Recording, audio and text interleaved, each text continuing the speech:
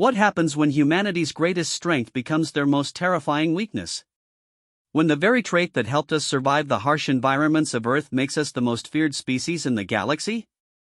Commander Sarah Chen thought she understood fear.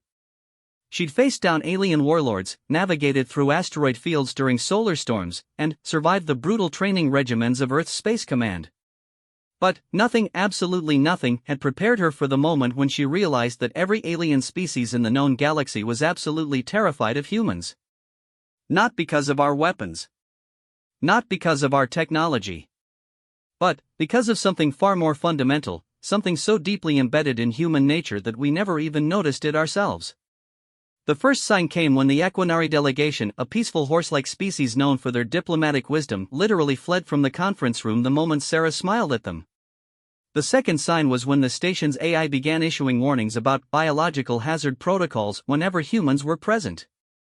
The third sign was when Sarah discovered that every alien species had the same word for humans in their language. Death dealers. What Sarah was about to learn would change everything humanity thought they knew about their place in the universe. Because sometimes, the monster you should fear isn't the one that looks different from you. Sometimes, it's the one looking back at you in the mirror. Commander Sarah Chen adjusted her dress uniform for the third time in 10 minutes, staring at her reflection in the polished metal of the conference room door.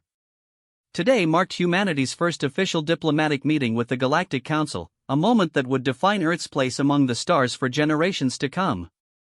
After 2 years of careful negotiations conducted through intermediary AI systems, the various alien species had finally agreed to meet humans face to face. The Harmony Station orbited the neutral world of Kepler 442b, a massive structure built specifically for interspecies diplomacy. Sarah had arrived 3 days ago aboard the UES Endeavour, humanity's most advanced diplomatic vessel. She'd spent those days studying every available piece of information about the species they would encounter, memorizing cultural protocols, and practicing what the xenobiologists called non-threatening postures. What struck her most was how careful everyone had been during the preliminary communications. The messages from the Galactic Council had been formal, almost sterile, with very specific requests about human delegation size, biological data, and something called suppression protocols that no one had been willing to explain in detail. Sarah's second-in-command, Lieutenant Marcus Webb, entered the preparation chamber carrying a tablet displaying the latest updates from Earth Command. His expression was unreadable, but Sarah had served with him long enough to recognize the slight tension around his eyes. "Final briefing from the brass," Webb said, handing her the tablet. "They're emphasizing the importance of making a positive first impression. Apparently, there have been some concerns raised by the council members about human biology." Sarah frowned as she scrolled through the message. Biology? What kind of concerns? The report's pretty vague. Something about our evolutionary background and metabolic processes. The Council's Xenobiological Committee submitted a request for detailed scans of our delegation before the meeting. Scans for what? Webb shrugged. Doesn't say. But they've installed some kind of specialized monitoring equipment in the conference room. Supposedly standard diplomatic protocol for new species integration. Sarah set the tablet aside and checked her chronometer. In 30 minutes, she would be sitting across from representatives of 7 different alien civilizations, each more advanced than humanity in their own way. The Etherians, masters of energy manipulation who existed partially in subspace. The Crystalline Collective, silicon-based beings whose computational abilities rivaled the finest AI systems. The Verdani, plant-like creatures who had achieved perfect harmony between technology and nature. And then, there were the Equinari.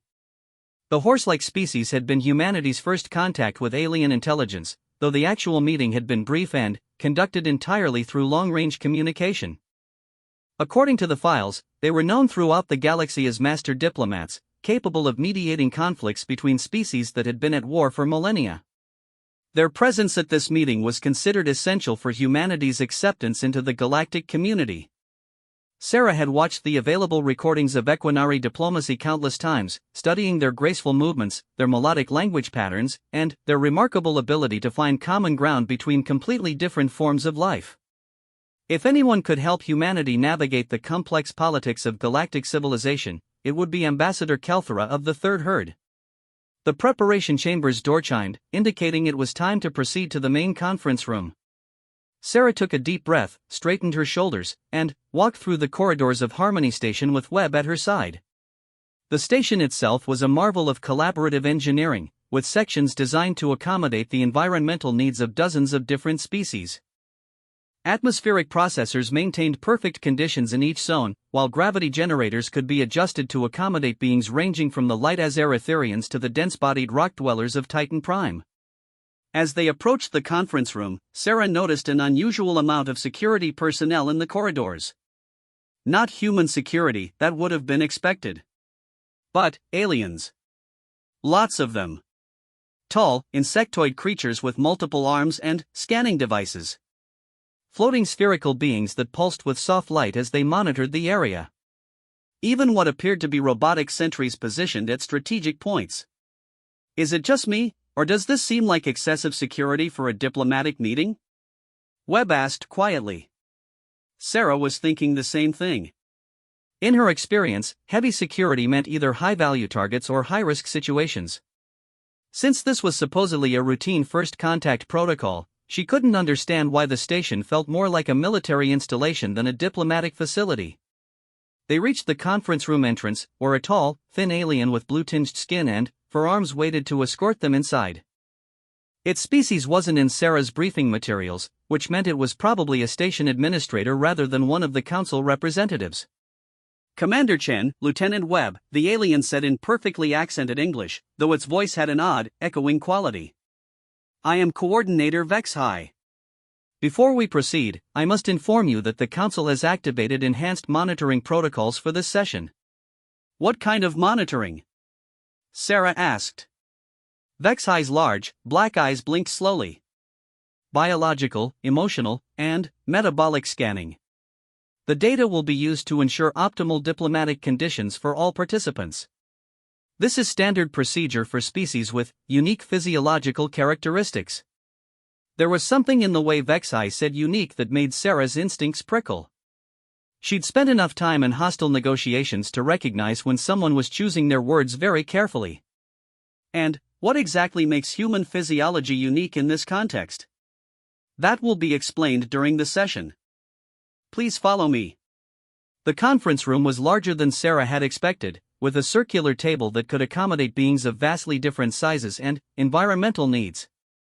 Atmospheric barriers created distinct zones around the table, allowing each species to maintain their preferred conditions while still enabling face-to-face communication. The Etherian representative appeared as a shimmering, vaguely humanoid outline of pure energy, occasionally flickering between dimensions. The crystalline collective's delegate was a geometric formation of living crystal that refracted light into beautiful patterns across the walls. The Verdani ambassador resembled a walking tree, with bark-like skin and leaves that rustled softly as it moved. And there, across the table, was Ambassador Calthera of the Equinari. Sarah had expected something horse-like, but the reality was far more striking. Calthera stood nearly 8 feet tall, with the powerful build of an earth horse but the upright posture and intelligent eyes of a sentient being.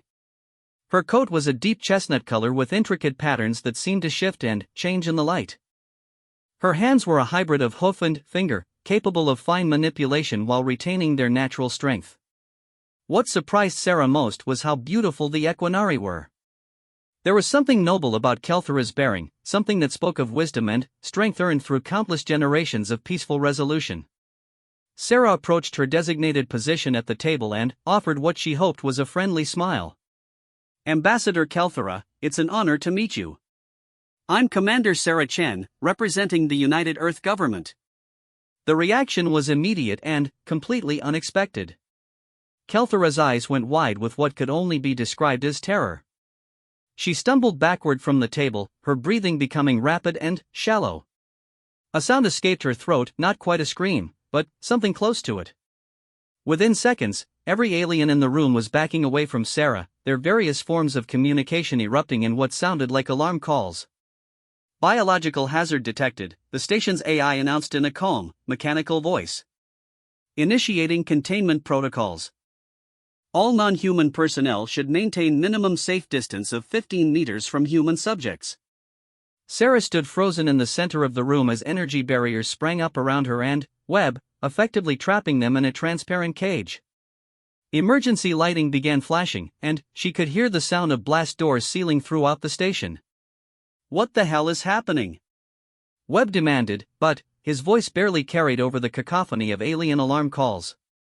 Vexhai approached the energy barrier, its forearms operating what appeared to be emergency communication equipment.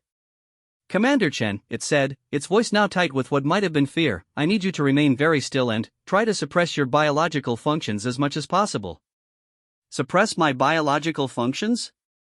What does that mean?" "Your metabolism. Your emotional responses. Particularly your neural activity." Vexhai's black eyes were fixed on a scanner in one of its hands, and Sarah could see readings that made no sense to her scrolling across the display. "We were warned about this possibility, but the Council hoped that human suppression training would be sufficient."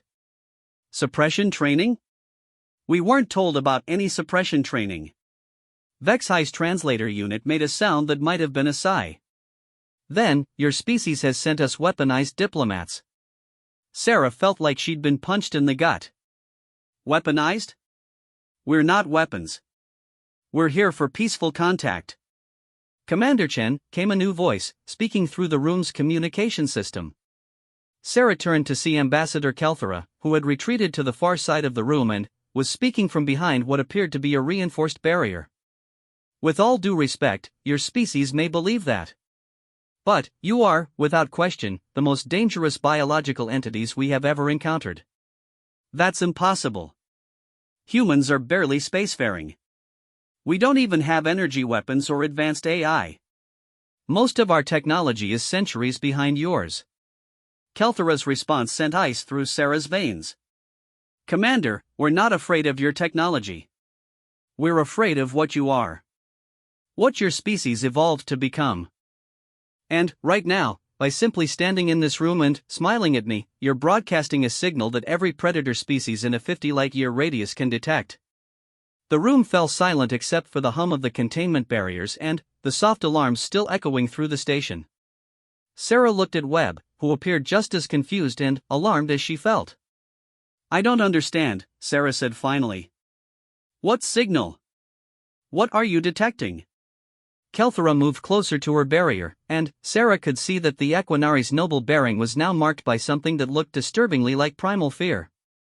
"Commander, when you smiled at me, my brain interpreted it exactly the way evolution taught my species to interpret the bared teeth of a predator." "But that's not the worst part." "What's the worst part?" "The worst part is that every scan we've run confirms that evolution was right to make us afraid. Commander Chen, you and Lieutenant Webb are registering as the most efficient killing machines our instruments have ever detected. And what terrifies us most is that you don't seem to know it." Sarah's mind reeled as she tried to process what she was hearing.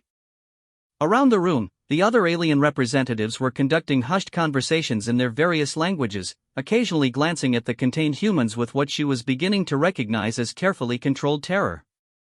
"But we're peaceful," she said weakly. "Humans have been working toward peace for decades. We've nearly eliminated war on Earth." "Commander," Vexhai interjected, studying its scanner with 4 eyes while manipulating controls with its multiple hands, "your species evolved on a world where you had to kill to survive. Not just kill plants or small creatures, but hunt and kill large, dangerous predators. Your bodies are optimized for tracking, pursuing, and eliminating threats. Your brains are hardwired for tactical thinking and threat assessment. So are lots of species. Predators exist throughout the galaxy." "Yes," Kelthera said quietly, "but they evolved alongside their prey. They developed just enough capability to hunt what they needed to survive.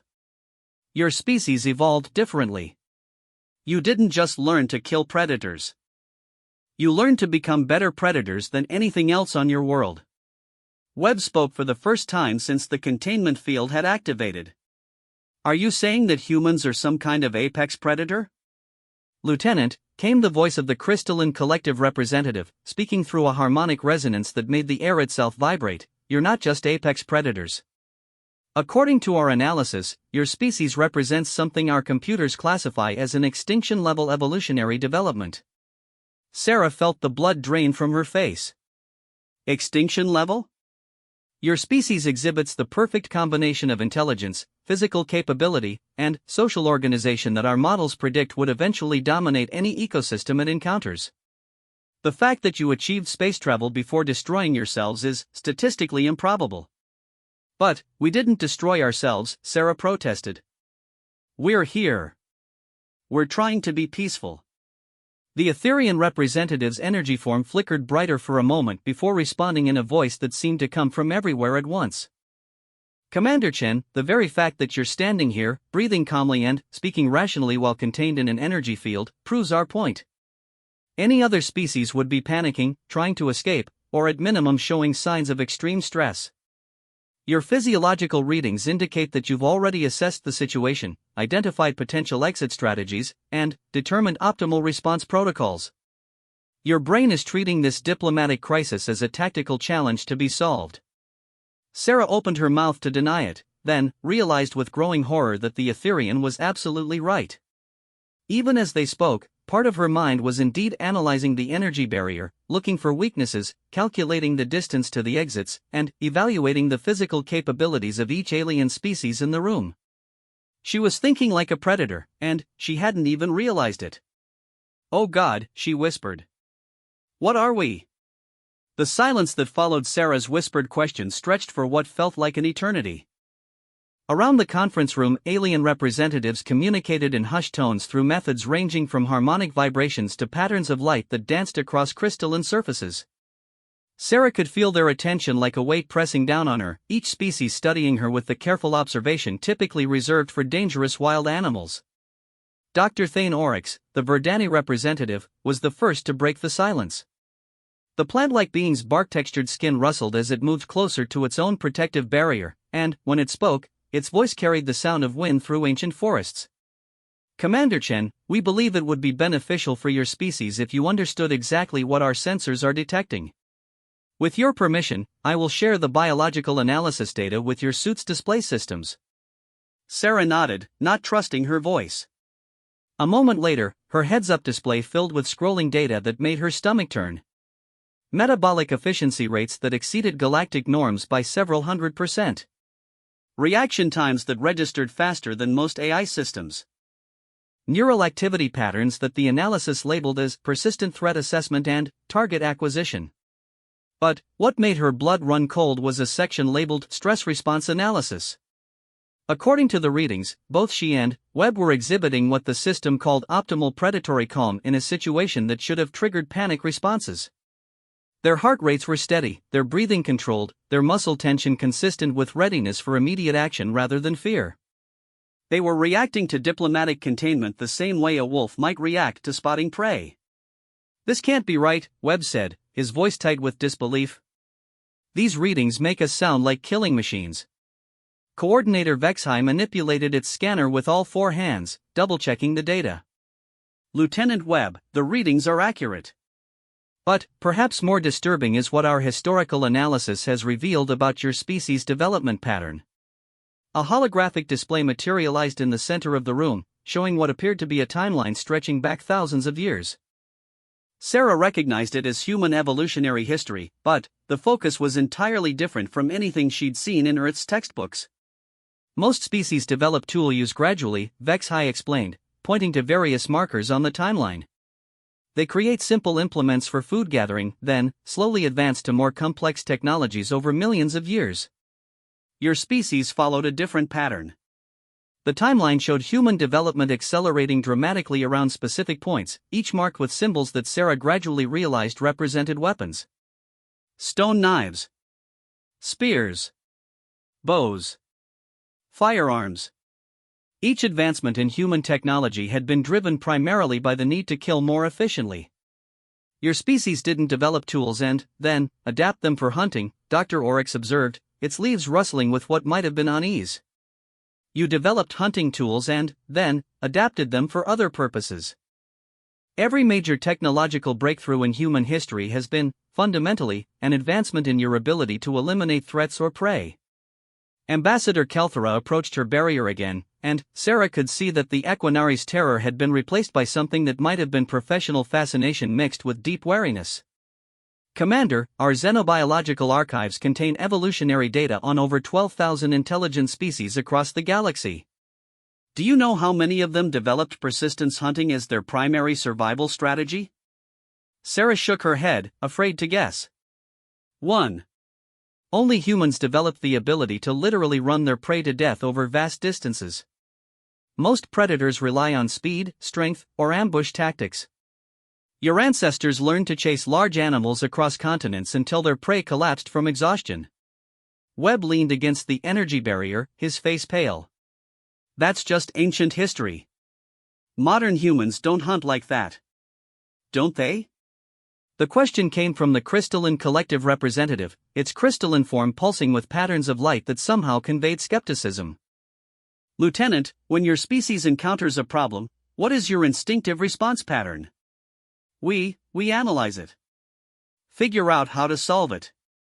And, if the problem persists, we keep trying different approaches until something works. The crystals pulsed brighter. Exactly. You exhibit the same behavioral pattern your ancestors used to hunt megafauna. Relentless pursuit, tactical adaptation, and absolute refusal to abandon a target once selected. The only difference is that now you apply this approach to mathematics, engineering, and diplomacy instead of hunting. Sarah felt something cold settling in her chest as she began to understand what they were saying. You're telling us that human persistence is actually a hunting instinct? Not just persistence, said the Etherian representative, its energy form flickering with what might have been excitement. The most terrifying aspect of human cognition is your species' ability to model the behavior of other intelligent beings. You call it empathy, but, from a predatory perspective, it's the ultimate hunting adaptation. Empathy isn't predatory, Sarah protested. It's what makes us peaceful. It helps us understand and care about others. Commander, Kelthera said gently, empathy requires the ability to accurately predict how another being will think, feel, and behave. For most species, this ability is limited to their own kind. Humans can model the cognitive patterns of any intelligent species they encounter, which means you can predict and counter any defensive strategy. The implications hit Sarah like a physical blow. Human empathy, the trait they considered their greatest strength, the foundation of their diplomatic efforts, was actually an advanced form of tactical analysis. The ability to understand exactly how an opponent would react and plan accordingly. But, we use empathy for good, Webb said desperately. We help people. We solve conflicts. Yes, Dr. Oryx agreed, its bark-like skin shifting to darker colors. And, that's what makes you so dangerous. A species that can perfectly understand the motivations and weaknesses of other intelligent beings, combined with the relentless pursuit instincts of persistence hunters, represents a threat that our models can barely quantify. Vexhi's scanner emitted a soft chime, drawing its attention to new data scrolling across the display. Its forearms moved quickly across the controls, and Sarah could see its posture shifting to something that looked distinctly like alarm. Coordinator, Kelthera asked, noticing the change, what are you detecting? The human stress responses are beginning to adapt, Vexhi said, its voice tight with concern. Their initial shock at our revelations is fading, and their cognitive patterns are shifting to what our database identifies as tactical reassessment mode. Sarah realized with growing horror that Vexhi was right. The overwhelming confusion and fear she'd felt when the containment barriers first activated was being replaced by a cold, analytical calm. Her mind was automatically cataloging everything she'd learned, organizing it into useful intelligence, and beginning to formulate response strategies. She was adapting to the situation exactly the way a predator adapts to unexpected prey behavior. Commander, Kelthera said urgently, I need you to try something. I want you to think about your favorite childhood memory. Something peaceful and happy. Sarah closed her eyes and tried to focus on summer afternoons in her grandmother's garden, the smell of roses, the sound of bees humming among the flowers. For a moment, she felt some of the tension leave her shoulders. Excellent, Kelthera said, but her relief was short-lived.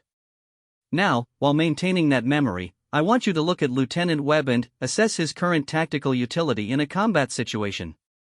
The thought occurred automatically, faster than Sarah could stop it. Webb was positioned optimally for defending the barrier's weak point near the floor junction. His posture indicated ready access to his sidearm. His breathing pattern suggested he was also running tactical assessments.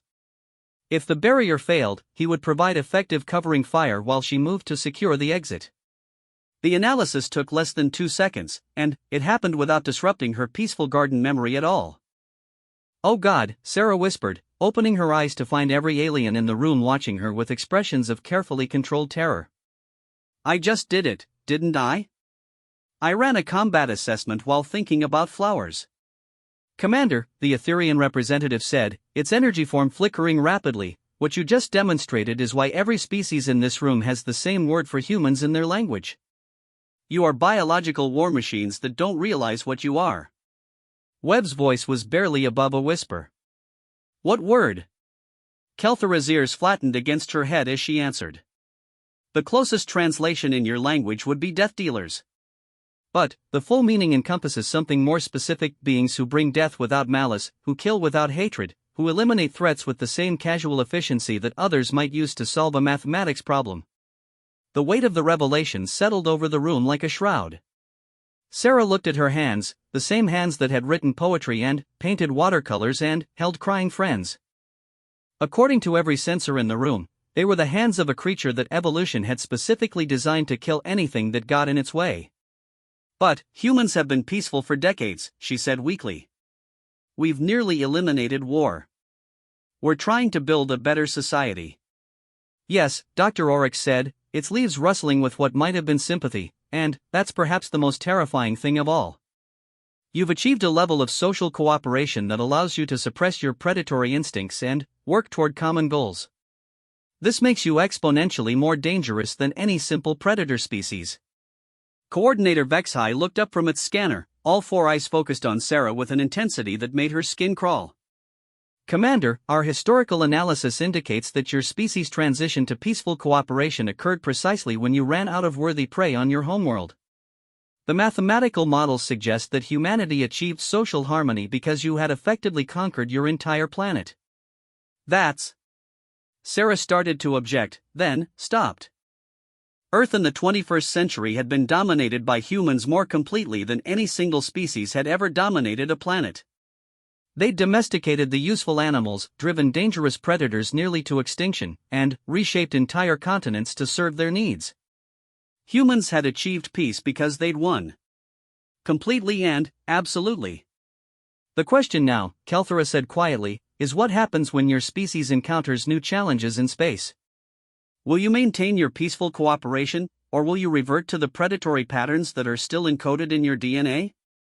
Sarah wanted to answer that humans would remain peaceful, that they'd learned from their mistakes, that they were committed to building a better future. But she couldn't shake the memory of how quickly her mind had shifted to tactical analysis, how easily she'd assessed Webb as a combat asset, how naturally she'd started planning escape routes while discussing diplomatic solutions. "I don't know," she admitted finally. "I honestly don't know." The aliens exchanged communications in their various languages, and Sarah caught enough of the harmonic patterns and light signals to understand that they were debating whether to continue the diplomatic contact or evacuate the station immediately. Finally, Kelthera spoke for the group. "Commander Chen, we're going to try something unprecedented. We're going to offer your species provisional membership in the Galactic Council, with conditions." Sarah felt a spark of hope. "What conditions?" "First, humanity must undergo comprehensive psychological evaluation and modification to suppress your predatory instincts. Second, all human space travel must be supervised by Council observers. Third, your species must submit to regular monitoring to ensure compliance with galactic safety protocols." The hope died as quickly as it had appeared. Sarah could imagine how Earth's governments would react to demands for psychological modification and permanent alien supervision. The same instincts that made humans dangerous would make them absolutely refuse to accept such limitations. "Ambassador," she said carefully, "I don't think my people will accept those terms." "We know," Kelthera replied sadly. "Which is why we're also prepared to recommend that your species be quarantined to your home system indefinitely." The conference room fell silent again, but this time the quiet had a different quality. It wasn't the shocked silence of unexpected revelations. It was the heavy silence of a decision being made, of doors closing, of possibilities dying. Sarah looked at Webb, seeing her own realization reflected in his face. They'd come to the stars hoping to find humanity's place among the galaxies. Instead, they discovered that their place might be alone in the dark, forever cut off from the galactic community by the very nature of what they were. And, the worst part was beginning to understand that the aliens might be right to fear them. Sarah stared at the energy barrier surrounding her and, Webb, her mind racing through possibilities with the cold efficiency that had apparently marked her as a threat to galactic civilization. The aliens were discussing humanity's fate in their various languages, but she could read their body language well enough to know that the conversation was leaning toward quarantine. Quarantine. The word tasted bitter in her mouth. Earth would be cut off from the stars forever, branded as a species too dangerous to interact with civilized beings. Humanity would never see the wonders of the galaxy, never learn from the accumulated wisdom of thousands of advanced civilizations, never become more than what they were right now. But there was something the aliens hadn't considered, something that Sarah's allegedly predatory mind had been working on since the moment they'd revealed the truth about human nature. If humans really were as dangerous as the scans suggested, then, perhaps the galaxy needed that danger. Ambassador Kelthera, Sarah said, interrupting the multilingual debate. Before you make your final decision about quarantine, I'd like to ask you a question about galactic history. The Equinari turned toward her, ears pricked forward with cautious curiosity. What kind of question, Commander? You've mentioned that your archives contain data on over 12,000 intelligent species. How many of those species are still alive? The room went very quiet. Kelthera's eyes widened slightly, and Sarah could see that she'd hit upon something significant. Commander, Dr. Oryx said carefully, its bark-like skin shifting to muted gray tones. What relevance does that have to our current situation? Please answer the question. How many of the 12,000 species in your archives are still alive? Vexhi's forearms worked frantically across its scanner, pulling up data that it clearly didn't want to share. After a moment, it spoke in a voice barely above a whisper. Approximately 4,000 remain extant. Sarah felt Webb tense beside her. 8,000 dead species. 2/3 of known intelligent life had gone extinct, and the survivors were so afraid of humans that they wanted to lock them away forever. That's a remarkable extinction rate for advanced civilizations, Sarah observed, her voice taking on the analytical tone that apparently marked her as a predator. What's been causing it?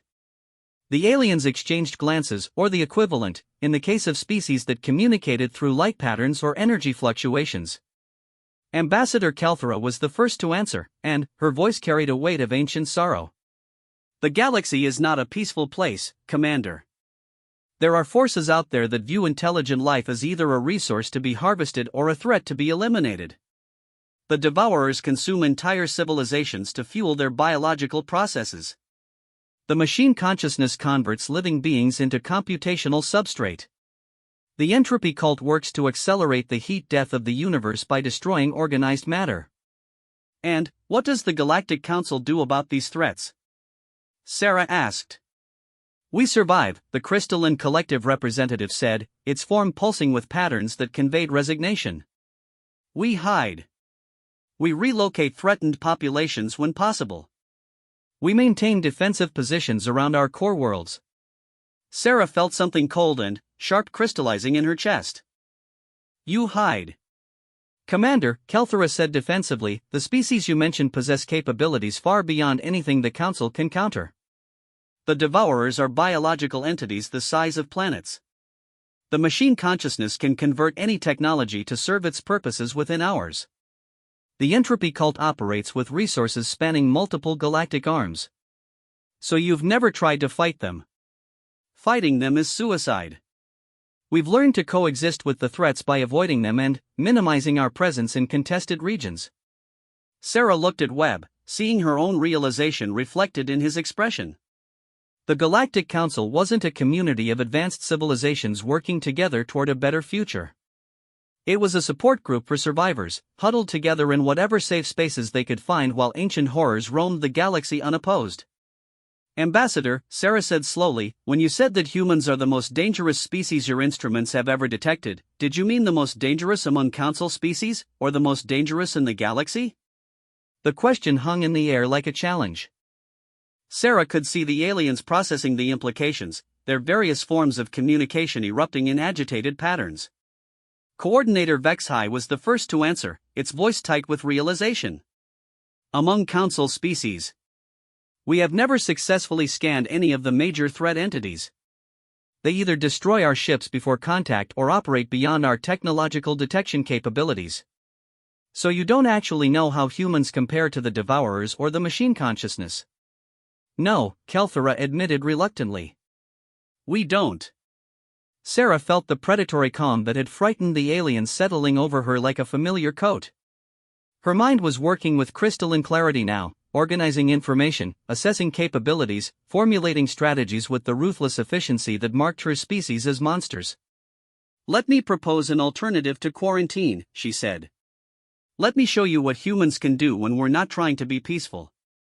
The energy barriers around Sarah and Webb flickered as every alien in the room stepped back in alarm. Commander, Dr. Oryx said urgently, its leaves rustling with distress, we cannot allow your species access to galactic civilization. The risk is too great. The risk of what? That we'll be too effective at solving problems? That we'll eliminate threats instead of hiding from them? Sarah moved to the center of her containment field, and she could see the aliens tracking her movement with the hyper-aware attention typically reserved for dangerous predators.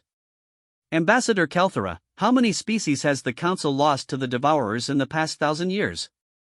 Kelthera's ears flattened against her head. 237 confirmed extinctions. Possibly twice that number in unconfirmed losses. And how many successful rescue operations has the Council mounted? 12. Sarah nodded grimly. 12 rescues out of hundreds of attempted genocides. That's not survival, Ambassador. That's slow extinction with better record keeping. Webb stepped forward to stand beside Sarah, and she could feel his presence like an anchor in a storm. Whatever came next, they'd face it together.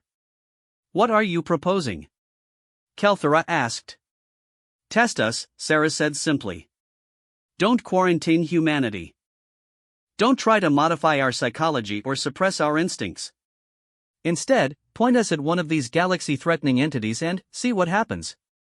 The room erupted in alien alarm calls. Energy patterns flashed across crystalline surfaces, harmonic vibrations filled the air, and even the Etherian representative's energy form blazed brighter with what could only be shock. Commander, Vexhai said when the chaos subsided, you're suggesting that we unleash an apex predator species on entities that have terrorized the galaxy for millions of years. The potential for catastrophic consequences is incalculable. The consequences are already catastrophic, Sarah pointed out. You're losing hundreds of species every millennium while hiding in whatever corners of the galaxy these threats haven't reached yet. How is that preferable to trying a different approach? Because at least we're still alive, Kelthera said bluntly. Are you? Are you really? Sarah's voice carried edge now, the same tone she might use when interrogating a hostile witness. You're so afraid of everything that you wanted to quarantine my species for the crime of smiling during a diplomatic meeting. You've organized your entire civilization around avoiding conflict rather than confronting threats. That's not living, Ambassador. That's just a very slow way of dying. Dr. Oryx rustled its leaves in agitation. And what makes you think humans would be any more successful than the thousands of species that have already fallen to these entities? Sarah smiled, and she could see every alien in the room react to the expression with instinctive fear. But, for the first time since the barriers had activated, she wasn't trying to appear non-threatening. She was letting them see exactly what they were so afraid of. Because we're not like them, she said quietly. Every species you've described, your peaceful council members and the entities that hunt them, they all follow predictable patterns. The Devourers consume. The machine consciousness converts. The entropy cult destroys. Your people hide and hope to survive another day. All of you are locked into behavioral patterns that served you well in your evolutionary past but limit your options now. And humans are different?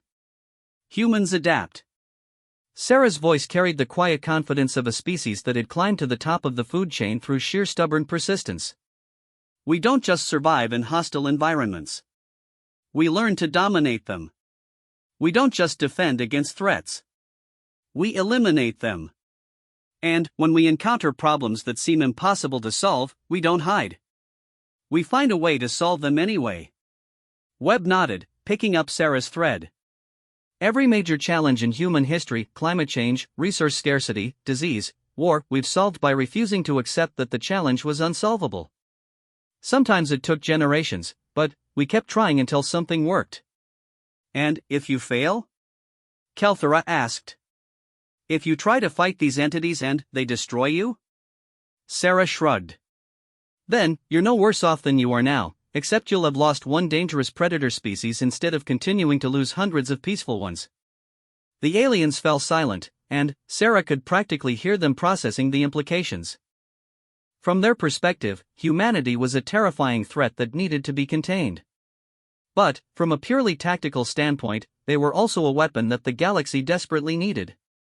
There's another consideration, Sarah added after a moment. You've been studying humans for this diplomatic contact. How long do you think it will take my species to develop space travel capable of reaching the galactic core? Vexhai consulted its scanner. Based on your current technological development rate, perhaps 2 centuries. And, how long do you think it will take us to realize that there are threats out there that have been preying on intelligent species for millions of years? The implications hit the room like a shockwave. If humanity was as dangerous as their scans suggested, and if humans were as persistent as their evolutionary history indicated, then quarantine would only delay the inevitable. Eventually, humans would develop the technology to break containment, and, when they did, they would enter galactic space as a completely unknown quantity with no guidance from the Council and no understanding of the threats they'd face. You're saying that we should work with you now while we still can influence your development, Kelthera said slowly. I'm saying that you can try to cage us and hope we never get loose, or you can point us at your enemies and let us do what we do best. Sarah's smile had no warmth in it now, and she could see that even the energy barriers couldn't completely mask the predatory aura that apparently surrounded her species. Either way, humans are going to end up in space. The only question is whether we'll be your allies or your problem. The conference room fell into the deepest silence yet as the assembled representatives contemplated their options. Sarah could feel Webb's presence beside her, solid and reassuring, as they waited for the galaxy to decide their fate. Finally, Ambassador Kelthera spoke, her voice barely above a whisper.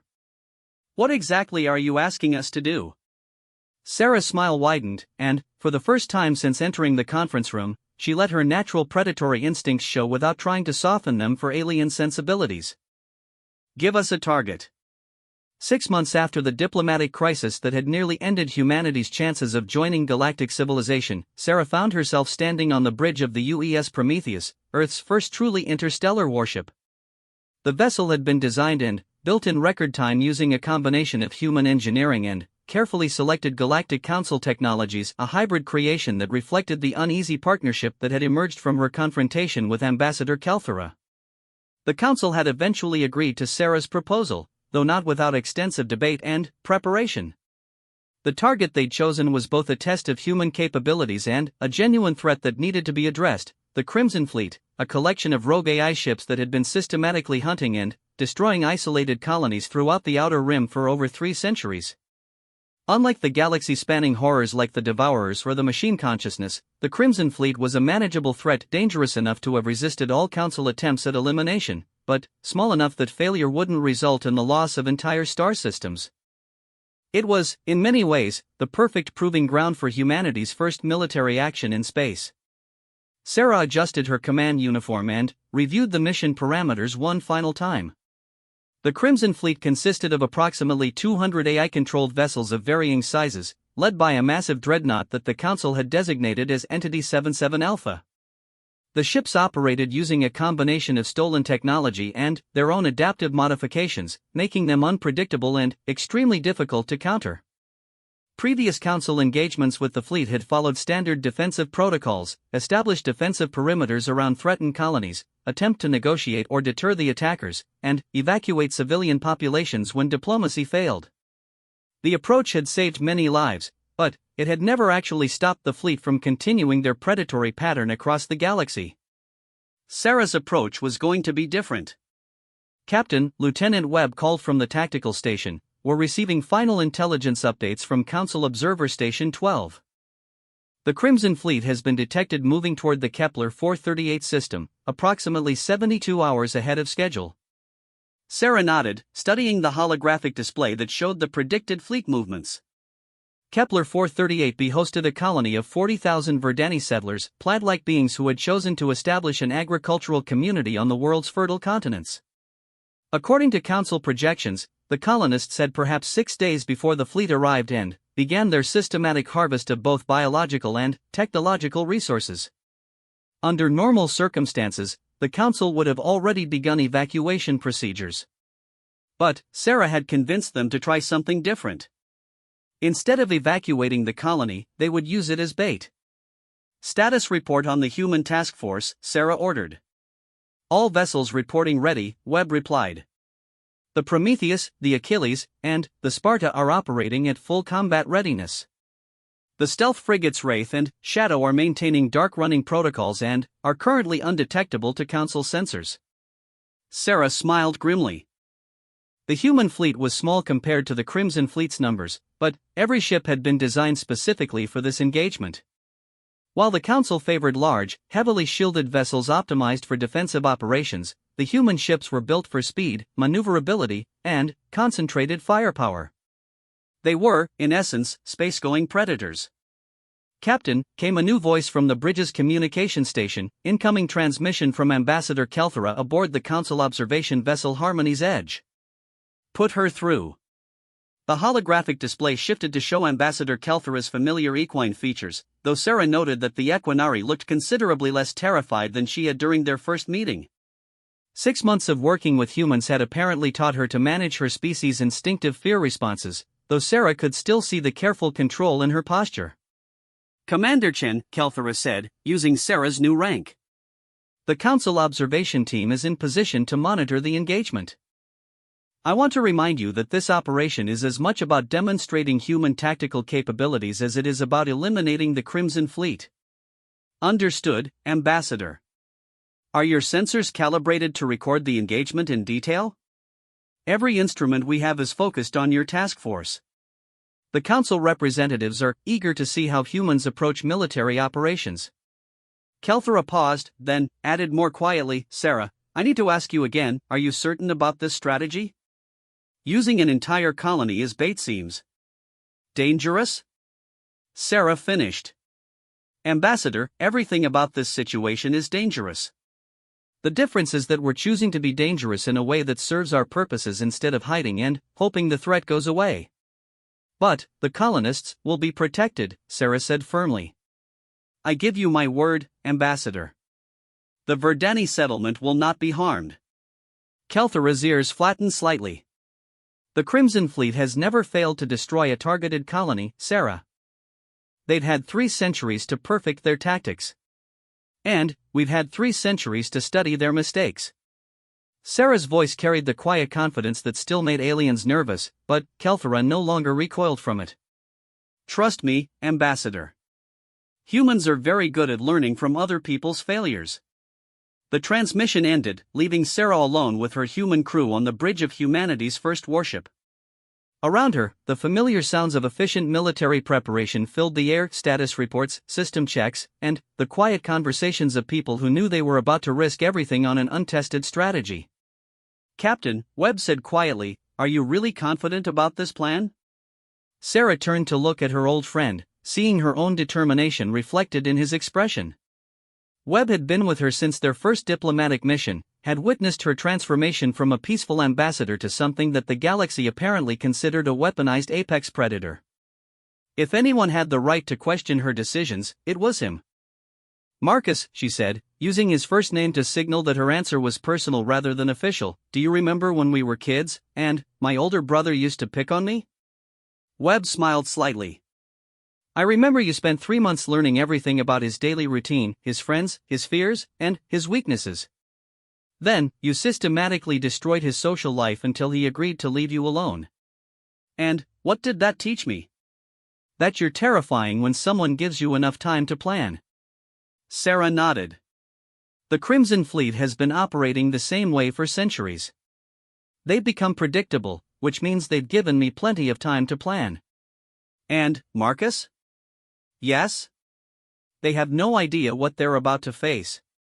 The next 48 hours passed in a blur of final preparations, system checks, and tactical rehearsals. Sarah spent most of her time in the Prometheus's Strategic Planning Center, a room that had been designed to accommodate both human tactical thinking and the alien technologies that made interstellar warfare possible. The plan she'd developed was, by Council standards, absolutely insane. Instead of establishing defensive positions around the Verdani colony and trying to deter the Crimson Fleet, Sarah intended to let them begin their attack. The human ships would remain hidden until the AI vessels committed to their assault pattern, then strike simultaneously from multiple vectors designed to cut off escape routes and force the fleet into an engagement on human terms. It was, as Webb had observed, a strategy that treated an entire colony full of innocent civilians as bait in a trap designed to catch galaxy-spanning predators. The fact that Sarah had been able to convince not only her own crew but also the Galactic Council to approve such a plan was perhaps the clearest indication yet of how much humanity's reputation had changed. "Captain," the navigation officer called, "we're approaching the Kepler 438 system. Stealth protocols are active, and we're maintaining radio silence." Sarah moved to her command chair, feeling the familiar weight of responsibility settling across her shoulders. In a few hours, she would either prove that humanity deserved a place among the stars or demonstrate that the Council had been right to fear them.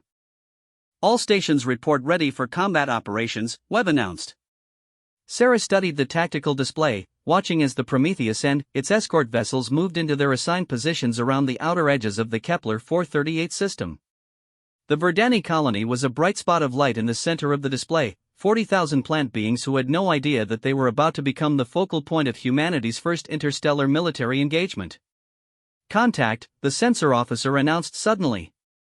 "Multiple ship signatures entering the system from Vector 77 Mark III. Configuration matches known Crimson Fleet vessels." Sarah felt her heartbeat steady into the calm, controlled rhythm that apparently marked her as a biological killing machine.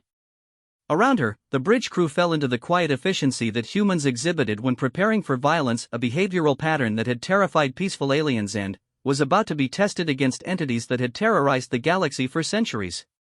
"Tactical analysis?" she asked. 217 vessels, Webb replied, his voice tight with concentration. "Vessel classes range from frigate equivalent to the massive dreadnought Entity 77 Alpha. They're moving in standard fleet attack formation, outer picket ships, main assault force, and command vessel maintaining overwatch position. Time to colony engagement? 18 hours at current fleet velocity." Sarah nodded. 18 hours to position her forces, confirm her tactical assessments, and prepare for the moment when humanity would stop hiding behind diplomacy and show the galaxy what they were really capable of. "Signal the fleet," she ordered. "Execute Operation Persistence. All ships are to maintain stealth protocols until my direct command." As her orders were relayed to the other human vessels, Sarah allowed herself a moment to consider the irony of the situation. The Galactic Council had given her species the name Death Dealers as a term of fear and revulsion. Now she was about to find out whether that reputation was deserved. The Crimson Fleet was approaching the Verdani colony with the confidence of predators who had never encountered effective resistance. They had no way of knowing that they were flying directly into a trap designed by a species that had spent millions of years learning to hunt things bigger and more dangerous than themselves. Sarah settled back in her command chair and began the final countdown to humanity's first real test among the stars. 16 hours to contact," Webb announced quietly. Sarah smiled, and, for the first time since leaving Earth, she didn't try to hide the predatory satisfaction in her expression. The hunt was about to begin. Sarah watched the tactical display with the patient intensity of a persistence hunter who had spent days tracking her prey. The Crimson Fleet had entered the Kepler 438 system exactly as predicted, their formations unchanged from the patterns they'd used for 3 centuries of successful colony raids. Entity 77 Alpha, the massive dreadnought that served as the fleet's command ship, held position at the system's edge while smaller vessels moved toward the Verdani settlement in carefully coordinated attack waves. they had no idea they were being watched. Fleet analysis complete, Captain, Webb reported from his tactical station. The AI ships are following predictable assault patterns. Primary attack force is moving to establish orbital bombardment positions. Secondary force is preparing to deploy harvesting equipment to the colony surface. Sarah nodded, studying the enemy formation with the analytical calm that had marked her as a threat to galactic civilization. The Crimson Fleet's tactics were efficient and had proven successful against every defensive strategy the Council had attempted. Establish orbital superiority, eliminate ground-based resistance, then systematically harvest both biological and technological resources before moving to the next target. It was a strategy optimized for fighting opponents who would try to defend fixed positions. Unfortunately for the Crimson Fleet, humans didn't fight that way. Signal from the Verdani colony, the communications officer announced. They're requesting immediate evacuation assistance.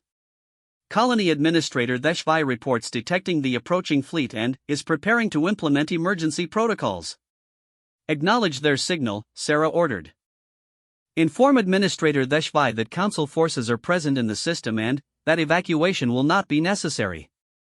Webb turned to look at her with barely concealed concern. Captain, are you certain about this? If our timing is off by even a few minutes. Marcus, Sarah said quietly, do you trust me? With my life, he replied without hesitation. Then, trust me with theirs. The bridge fell silent except for the steady hum of ship systems and the soft chatter of status reports from other vessels in the human task force. Sarah could feel the tension radiating from her crew, not fear, exactly, but the focused intensity of predators preparing to spring an ambush. Update from stealth frigates, the tactical officer reported. Wraith and Shadow have achieved optimal positioning for interdiction strikes. Enemy fleet remains unaware of our presence. Sarah allowed herself a small smile. The Crimson Fleet sensors were focused on the Verdani colony and potential threats approaching from conventional vectors. They weren't looking for enemies that had been hiding in the system for over 2 days, using technology that could make entire ships effectively invisible to their detection systems. Captain, Webb announced, enemy lead elements are entering final approach to the colony. Time to bombardment initiation, 37 minutes. This was the moment Sarah had been building toward, the point where her strategy would either prove humanity's worth or result in the destruction of an entire peaceful settlement. Everything depended on her ability to read the enemy's intentions and time her response with perfect precision. All ships, she broadcast to the human task force, stand by for Operation Persistence, Phase 2. Maintain stealth protocols until my direct command. The Crimson Fleet's lead ships moved into orbital bombardment positions exactly as Sarah had predicted. The AI vessels were following a script that had served them well for centuries, completely unaware that their predictability had become their greatest weakness. Enemy fleet is powering weapons systems, Webb reported. Bombardment platforms are achieving target lock on colony infrastructure. Sarah felt time slow as her mind shifted into the tactical clarity that apparently marked her species as biological weapons. Every piece of information on the tactical display organized itself into meaningful patterns. Enemy positions, weapon capabilities, flight vectors, communication delays, all of it coalesced into a three-dimensional chess game that she could see several moves ahead. Energy spike from Entity 77 Alpha, the sensor officer announced. The command dreadnought is charging what appears to be a planet-killer weapon. That was it. The moment Sarah had been waiting for. The Crimson Fleet had committed to their attack pattern and were now locked into a course of action that would take several minutes to complete. They couldn't retreat without abandoning their assault, and they couldn't alter their formation without exposing vulnerable ships to defensive fire. They were trapped, and they didn't even know it. Execute Operation Persistence, Sarah commanded. All ships, abandon stealth and engage at will. The space around the Kepler 438 system exploded into violence as 5 human warships materialized from nowhere and opened fire simultaneously. The Crimson Fleet's outer picket ships were the first to die, caught completely off guard by weapons fire coming from vectors they hadn't even known to monitor. Wraith and Shadow have eliminated 6 enemy vessels, Webb reported with grim satisfaction. Enemy formation is beginning to break apart. Sarah watched the tactical display as her carefully orchestrated ambush unfolded exactly as planned. The human ships weren't trying to engage the Crimson Fleet in a conventional battle. Instead, they were using hit-and-run tactics designed to force the AI ships into reactive patterns, breaking up their coordinated attack formation and isolating individual vessels for destruction. Prometheus to all ships, Sarah broadcast, execute dispersal pattern alpha. Force them to chase us. The human vessels scattered like wolves breaking from a pack, each ship moving to different vectors while maintaining coordinated fire on key enemy targets. The Crimson Fleet, faced with threats coming from multiple directions simultaneously, began to lose the tactical cohesion that had made them so effective for centuries. Enemy command ship is attempting to coordinate a response, the communications officer reported. We're detecting increased signal traffic between AI vessels. Jam their communications, Sarah ordered. I want them isolated and confused. Webb's fingers danced across his tactical controls, deploying electronic warfare systems that had been specifically designed to disrupt AI coordination protocols.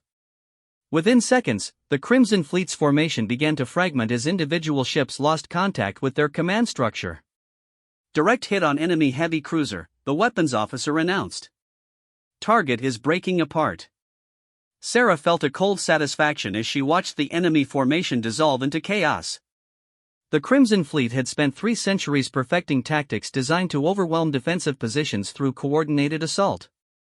They had no experience dealing with an enemy that refused to defend fixed positions and, instead, forced them to react to constantly changing threats.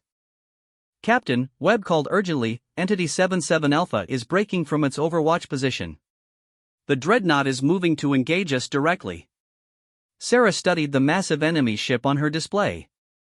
77 Alpha was easily 10 times the size of the Prometheus, with enough firepower to destroy her entire task force in a sustained engagement. Under normal circumstances, approaching such a vessel would be suicide. But Sarah wasn't planning a normal engagement. Signal the Achilles and Sparta, she ordered.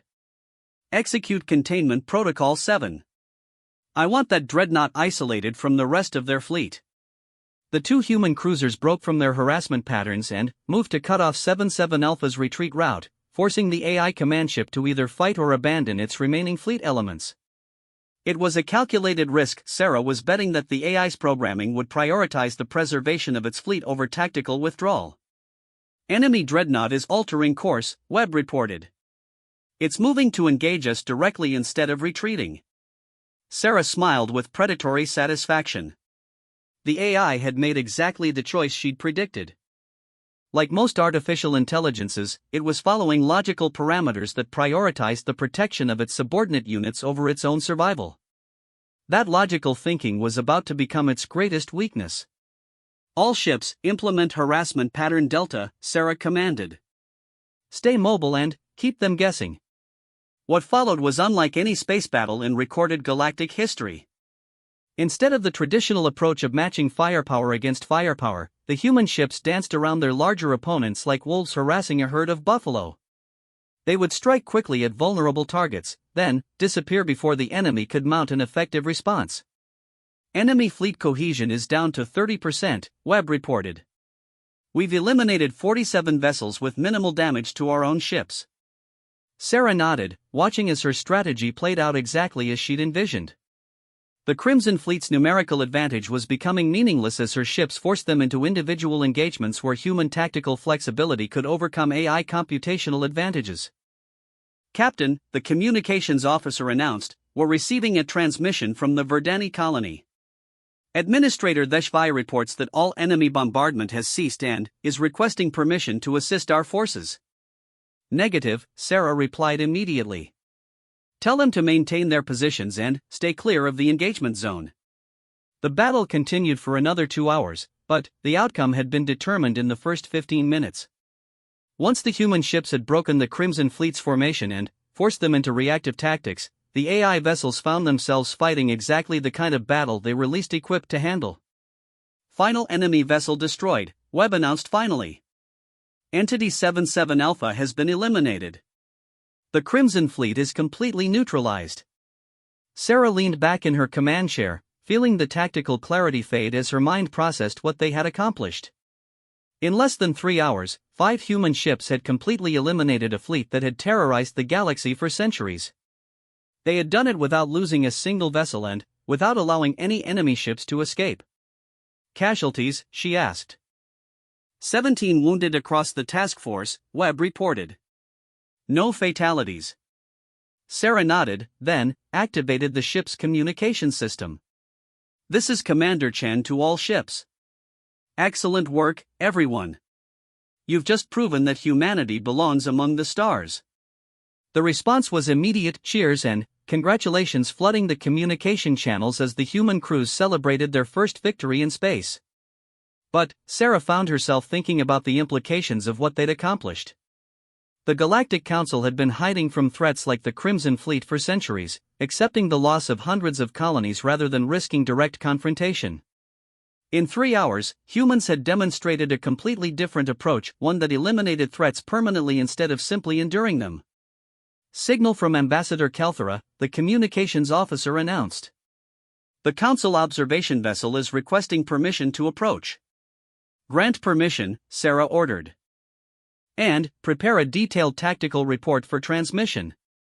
An hour later, Sarah found herself back in a conference room, though this time the atmosphere was completely different from her first diplomatic meeting. Instead of energy barriers and containment protocols, she sat at an open table with Ambassador Kelthera and the other council representatives, all of whom were studying the battle reports with expressions ranging from amazement to barely controlled terror. Commander Chen, Dr. Oryx said finally, its bark-like skin shifting to colors Sarah had never seen before. Your tactical approach was unlike anything in our archives. You used the enemy's numerical superiority against them. Basic persistence hunting tactics, Sarah replied with a shrug. Separate the prey from the herd, exhaust them through constant harassment, then eliminate them when they're isolated and vulnerable. But you applied those tactics to space combat involving advanced artificial intelligences, Kelthera observed. The conceptual leap is remarkable. Sarah studied the assembled aliens, seeing her own realization reflected in their various expressions. They were beginning to understand what humanity's admission to galactic civilization really meant. Ambassador, she said quietly, this was just a small fleet of rogue AIs. What do you want us to do about the Devourers? The silence that followed was answer enough. Sarah could see the aliens processing the implications that the same tactical thinking that had eliminated the Crimson Fleet could potentially be applied to threats that had been considered impossible to counter. Commander, Kelthera said finally, the Council would like to discuss expanding our partnership with humanity. Sarah smiled, and, for the first time since leaving Earth, she didn't try to hide the predatory satisfaction in her expression. The aliens no longer recoiled from that smile. They were beginning to understand that sometimes, the galaxy needed monsters. I think we can arrange that, Sarah said. But, this time, we negotiate as equals. Ambassador Kelthera nodded slowly. I believe that would be acceptable. As the meeting continued, Sarah found herself thinking about Earth and the billions of humans who were still learning about their place among the stars. They had come to space hoping to find wisdom and peace among advanced civilizations. Instead, they had discovered that the galaxy needed exactly what humans had always been, persistence hunters who refused to accept that any problem was unsolvable. The universe was vast and full of terrors that had haunted intelligent life for millions of years. But now it had something new to fear. It had humanity. And Sarah Chen was just getting started.